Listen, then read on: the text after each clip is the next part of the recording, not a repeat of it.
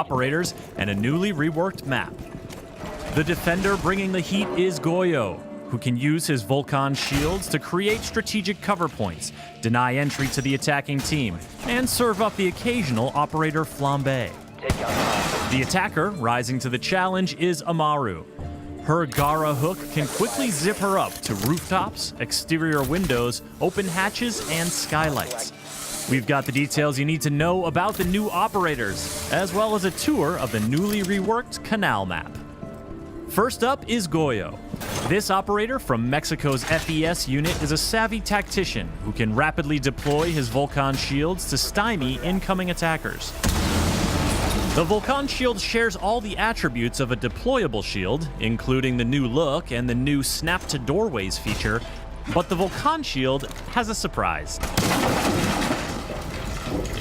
Anytime Goyo, his teammates, or even the attacking team sets off the incendiary core attached to the back of a Vulcan shield, there's a small explosion, followed by a prolonged "oh my god, it's all on fire" effect that you definitely don't want to try running through.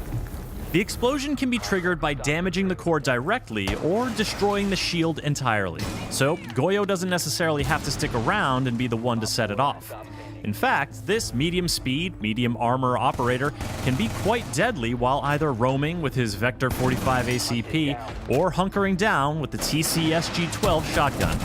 If things go bad, his shields are still a threat even after he's been killed, especially when paired with a Kapkan trap.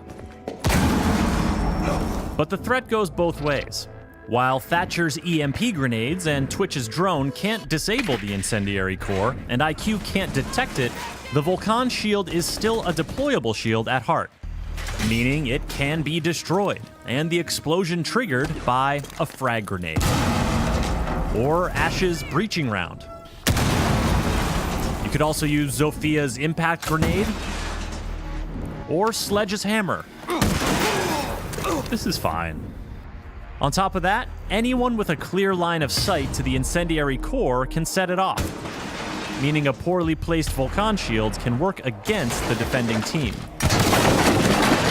The goal with Goyo is to leverage the power of the Vulcan shield and deny entry to enemies at critical moments, or simply buy your team some time early on. When the attackers are pushing, or when the round is coming to an end, trigger your Vulcan shields to keep them away from the objective or cover your flank. A well-timed Vulcan explosion can be the difference between lighting up the scoreboard or going down in flames.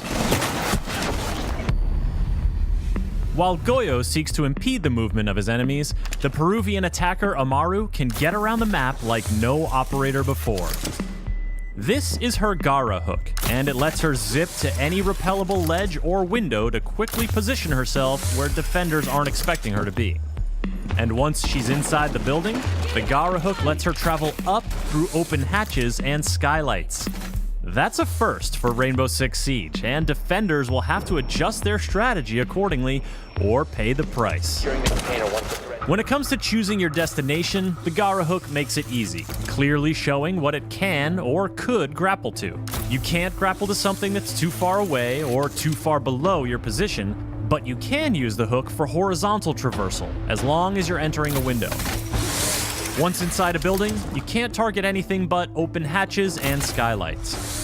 While the hook will instantly break a wooden barricade on a window, a castle barricade will prevent you from even targeting it. And a closed hatch will need to be opened before you can ascend through it.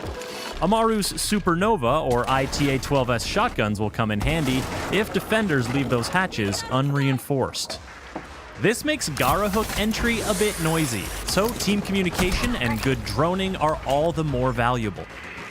Amaru doesn't pull her gun up until landing from the grapple, so she's completely vulnerable to Kapkan and frost traps lying in wait. Not to mention any defenders who may have heard her entry coming.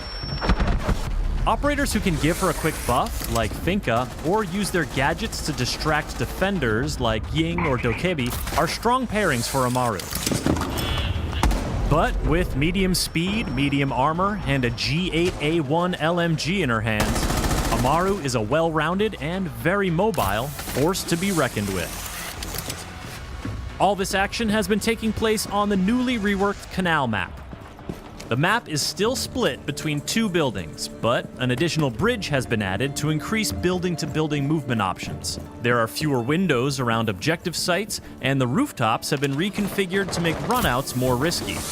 And additional staircases and color coding throughout both buildings have been added for more rotation options and easier callouts.